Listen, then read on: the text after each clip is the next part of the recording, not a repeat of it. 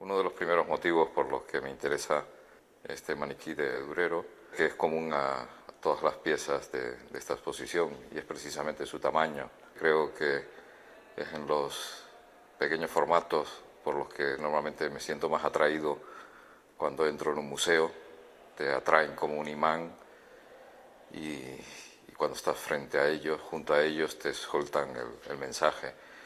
Creo que es un tamaño en donde precisamente el arte es cuestión de mínimos. Son mínimos las cantidades de materias por las que una obra puede ser genial o banal, son mínimos las dimensiones casi milimétricas por las que se consigue un equilibrio, por las que se consigue la fascinación de la belleza. Yo diría que es la escala del dibujo. Son piezas en donde los gestos de la mano del artista son más sensibles a los pensamientos casi involuntarios. Están un poco alejados de los grandes gestos grandilocuentes del brazo. Y por lo tanto esta escala del dibujo es precisamente la que tiene este pequeño maniquí, que también tiene un gran interés porque es un documento para enseñar a dibujar. Creo que la docencia era uno de los motivos que también preocupaban la creación de Durero. Precisamente tiene un gran tratado sobre las proporciones del cuerpo humano, tratado sobre la geometría y la perspectiva, incluso tratado sobre la arquitectura y las fortificaciones. Pero creo que en la docencia los grandes maestros difundían su mensaje en un campo mucho más amplio. Y precisamente piezas como estas son casi una bomba de relojería cargada de estilo. Él explotaba al aprendiz en el momento más débil y se cargaba del estilo del maestro para ser portavoz del maestro durante mucho tiempo hasta que lograba su independencia.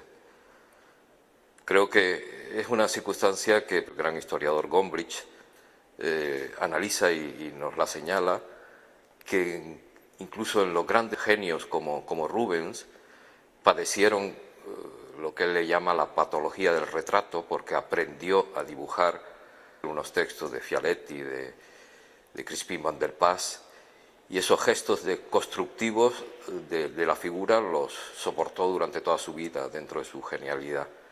Por eso la lección de Durero en esta pieza es una lección sobre el cuerpo humano. Es, como decía Miguel Ángel, el soporte de todas las ideas.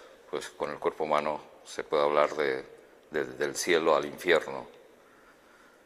Y realmente es una lección de anatomía muy particular, una lección de anatomía heterodoxa y, como decíamos antes, cargada de estilo.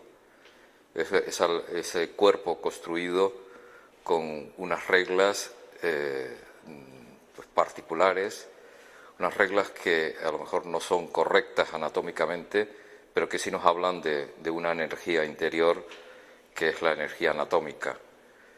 Y realmente esa energía es diferente en casi todos los grandes genios. Miguel Ángel sufría también las críticas de Leonardo al decir que construía el cuerpo como un saco lleno de nueces. Efectivamente esa anatomía no era correcta, pero sí era genial. Es lo mismo que en esta pequeña pieza, que como decimos es esa carga de profundidad que llega al alumno en el momento en que está aprendiendo a construir el soporte de todas sus próximas ideas. Por eso es una pieza que efectivamente tiene doble interés. Ya digo, el de la escala para mí es fundamental, y sobre todo estos pensamientos creo que contiene la fascinación de la belleza.